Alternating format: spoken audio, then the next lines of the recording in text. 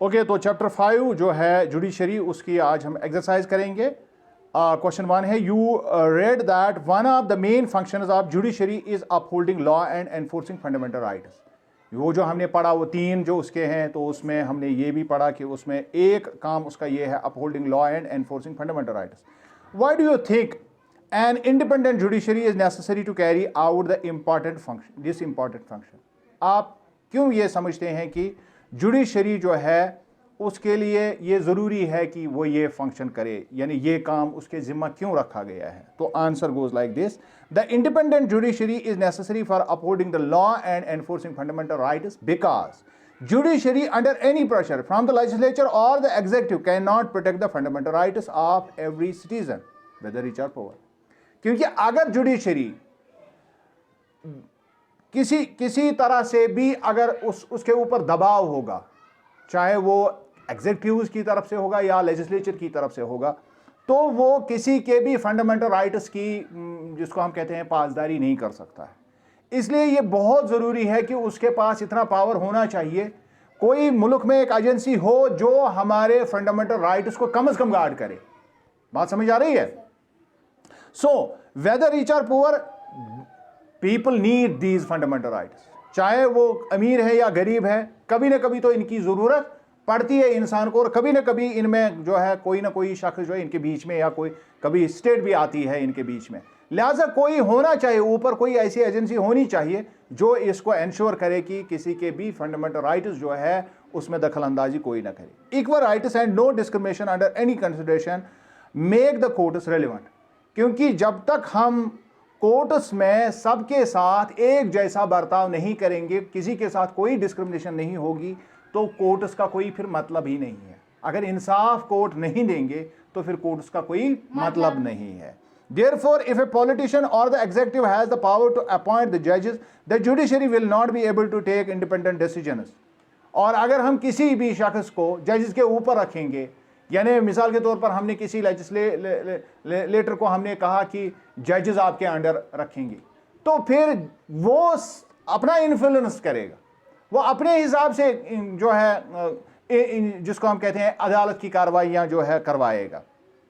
And the जजेस appointed by politicians will not be able to जज ए case against them on merit.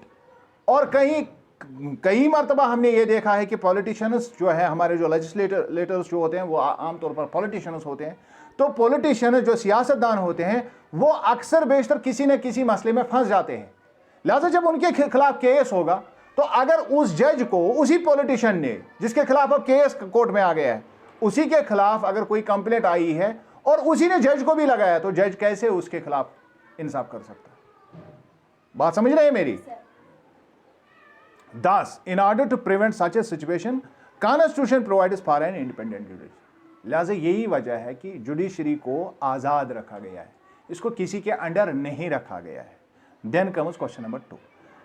Reread the list of the fundamental rights provided in chapter 1. How do you think the right to constitutional remedies connects to the idea of judicial review?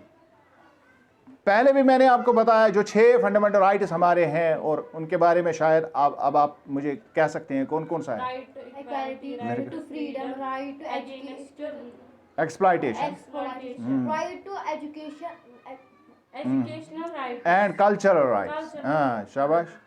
चलिए ये एक मरतबा इसको फिर देख लेना, ठीक है? तो जो हमने ये फंडामेंटल राइट्स पढ़े हैं, फिर भी मैं खुश हूँ आपसे, आपने इतना जवाब दिया, कम से कम 4-5 तो आपको पता है, और छठा जो है वो ये है, राइट टू कॉन्स्टिट्यूशनल रेमेडीज, जो इसमें पढ़ना है हमें। तो 5 तो आपने बताया, ये छठा है। अब इसको आप कैसे देखते हैं कि जब हम जुडिशियल रिव्यू, जो दूसरा बड़ा इंपॉर्टेंट काम जो होता है, किसका? जुडिशरी का। जुडिशियल रिव्यू उसका दूसरा बड़ा काम है। डिस्पोजिशन ऑफ डिस्प्यूट रेजोल्यूशन के बाद क्या आता है? डिस्प्यूट रेजोल्यूशन के बाद आता है जुडिशियल रिव्यू। तो ये क्यों उसके साथ जो ये फंडामेंटल राइट जो है, राइट टू कॉन्स्टिट्यूशनल रेमेडीज, वो किस तरह से कनेक्ट करता है जुडिशियल रिव्यू के साथ? Let us see how judicial review of court decisions is carried out when the judgment given by a court violates any constitutional provision. Judicial review उस वक्त होता है, ये आपको पहले भी पता है, जुडिशियल रिव्यू तब होता है अगर कोई फैसला अदालत ने, किसी भी अदालत ने ऐसा किया है जो कॉन्स्टिट्यूशन के दिए हुए हमारे जो प्रोविजंस हैं, जो कॉन्स्टिट्यूशन ने हमें हक दिए हैं, अगर उनके खिलाफ कोई कोर्ट जाए, कोर्ट का कोई डिसीजन अगर उनके खिलाफ जाएगा, तो हम फिर उस वक्त जुडिशियल रिव्यू लेते हैं। In the constitution every citizen has equal rights and none can be discriminated against. चूंकि कॉन्स्टिट्यूशन के एतबार से हर एक को इक्वल राइट्स मिले हुए हैं और किसी के साथ भी नाइंसाफी नहीं की जा सकती है कानून के मुताबिक। If there is any violation, अब अगर किसी के साथ वायलेशन होती है, अगर कहीं पर कोई जानिबदाराना फैसला दिया गया है, किसी के फंडामेंटल राइट्स को वायलेट किया गया है, the judiciary is free to review the earlier judgment. तभी तो हमें पता है, आपने ये पढ़ा है कि अगर लोअर कोर्ट्स में हमारा कोई मसला रह गया तो हम अपील कर सकते हैं, अपीलेट ज्यूरिसडिक्शन जिसको हम कहते हैं, तो हम हाई कोर्ट जा सकते हैं। अगर हाई कोर्ट में भी हम तो very good, even by the supreme court. और अर्लियर जजमेंट्स अगर हमें पसंद नहीं है तो हम सुप्रीम कोर्ट तक जा सकते हैं, उसके लिए हमारे पास खुला, तो जुडिशियल रिव्यू हम करवा सकते हैं। Question number 3, in the following illustrations fill in each tier with the judgment given by the various courts in the Sudha Goel case. Check your response with others in the class. अब यहां पर जो lower court ने फैसला किया था, जो यहां पर आपके उस पर जो वो कहानी दी हुई है, जो सुधा गोयल केस था, एक मशहूर केस आया है, तो ये पहले लोअर कोर्ट में स्टार्ट हुआ, फिर हाई कोर्ट में चला गया और फिर फाइनली सुप्रीम कोर्ट में गया, तो हमें ये पता है। तो हम देखेंगे लोअर कोर्ट में क्या फैसला हुआ। The lower court convicted Sudha's husband, his mother and his brother-in-law and sentences all three of them to death. जो पहला फैसला आया तो उसमें सुधा के हस्बैंड को भी और his mother and his brother-in-law, mother-in-law को भी और brother-in-law को भी, यानी उसके देवर को भी और उसकी सास को भी, उसमें क्या हुआ, उसमें सेंटेंस हो गया, sentences all three of them to death, और उनको डेथ सेंटेंस हो गई, यानी उनको फांसी की सजा हो गई। क्या हो गई? लेकिन ये लोअर कोर्ट में हुआ। किस में हुआ?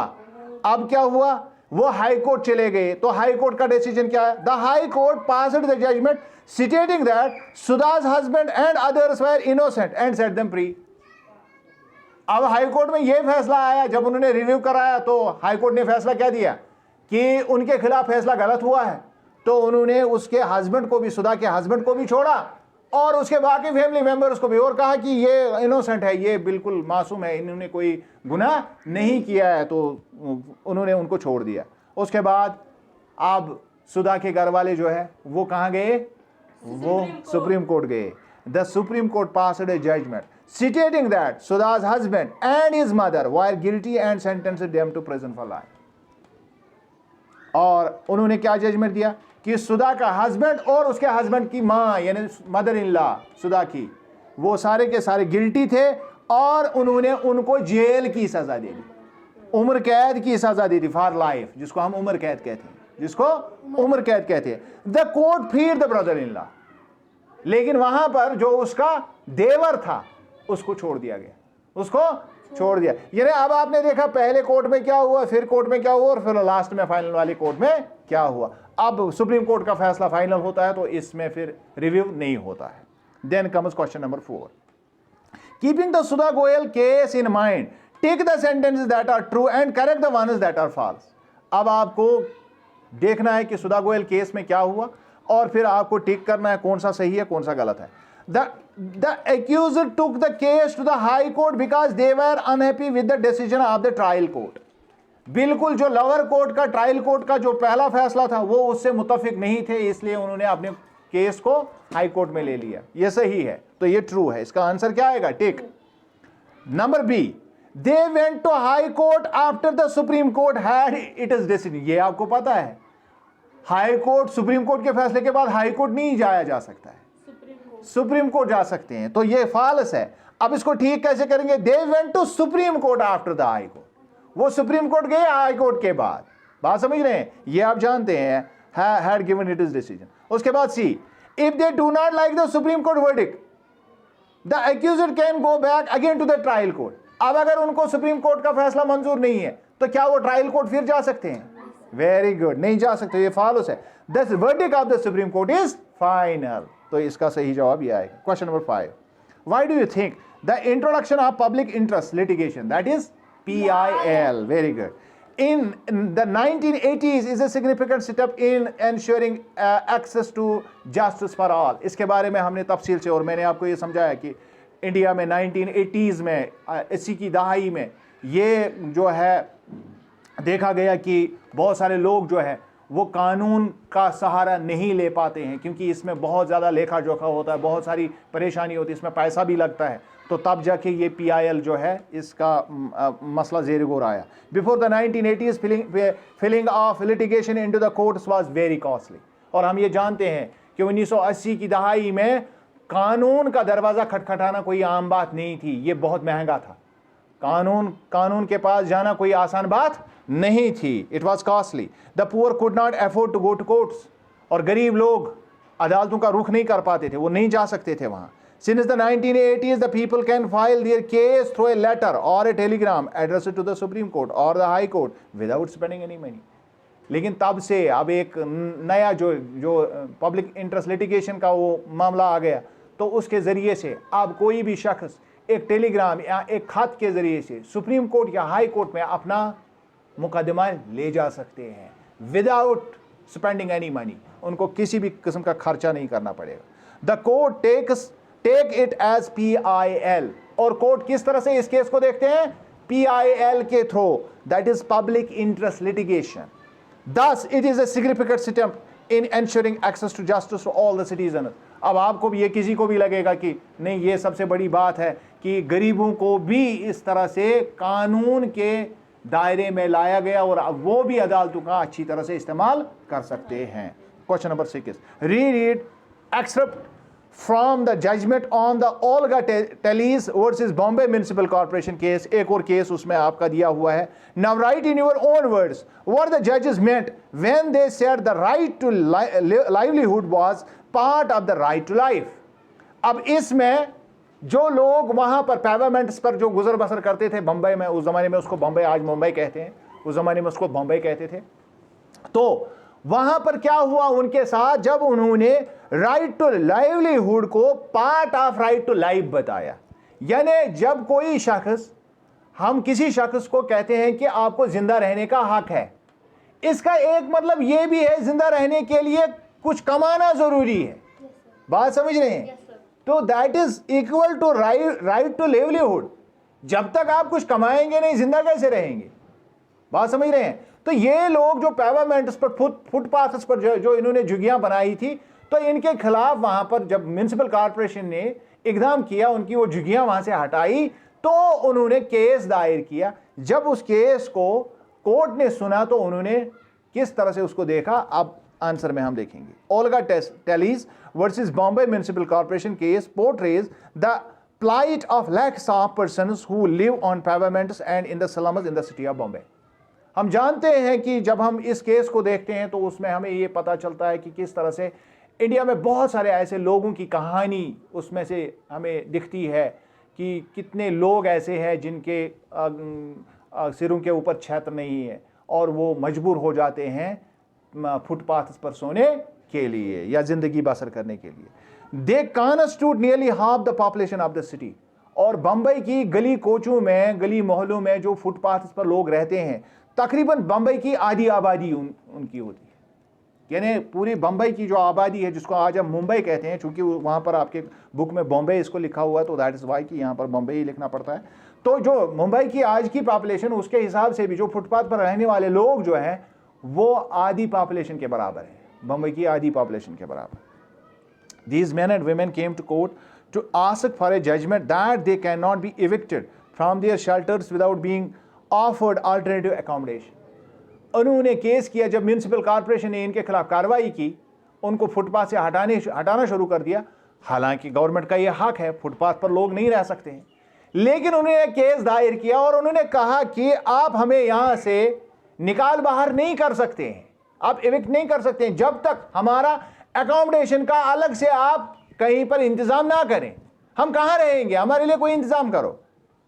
दे rely for their rights on article 21 of the constitution which guarantees that no person shall be deprived of his life except according to the procedure established in law.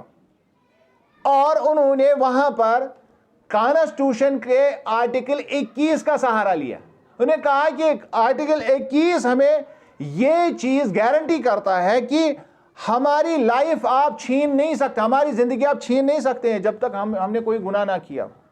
तो किसी को फांसी की सजा कोर्ट दे सकता है, लेकिन पहले उसने कोई ऐसा जुर्म किया हो। आप हमसे हमारी जिंदगी कैसे छीन सकते हैं? तो उनका इससे क्या मतलब था? They do not content that they have a right to live on the pavement. उन्होंने ये, अगर वो ये चीज लेके जाते कानून के सामने, कोर्ट के सामने, कि हमें वहां पर रहने की इजाजत दे दी जाए, तो वो तो बिल्कुल कानून के खिलाफ था। लेकिन उन्होंने इसको घुमाया, और बहुत दफा हम ऐसा कर भी सकते हैं कि हम कानून को घुमाते हैं। उन्होंने कहा कि आर्टिकल 21 हमें प्रोविजन देता है कि आप हमारी जिंदगी के साथ खेल नहीं सकते, आप हमें मार नहीं सकते। अगर वो ये कहते कि हमें पेवरमेंट पर बसने की इजाजत दे दीजिए, तो ये कानून के खिलाफ था। लेकिन उन्होंने किसका सहारा लिया? उन्होंने एक और शिक का सहारा लिया। उन्होंने कहा कि आप हमारी जिंदगी से खेल रहे हैं, क्योंकि जब हमें रहने की जगह नहीं तो हम मर जाएंगे। समझ रहे हैं? जब हम वहां रहने की जगह हमें नहीं मिलेगी तो हम काम पर नहीं पहुंच सकते। जब हम काम नहीं करेंगे हम खाएंगे क्या? जब हम खाएंगे नहीं तो मरेंगे। समझ रहे हैं मेरी बात? तो कानून में ये सारी चीजें अक्सर बेशतर हो जाती हैं। So, their contention is that they have a right to live.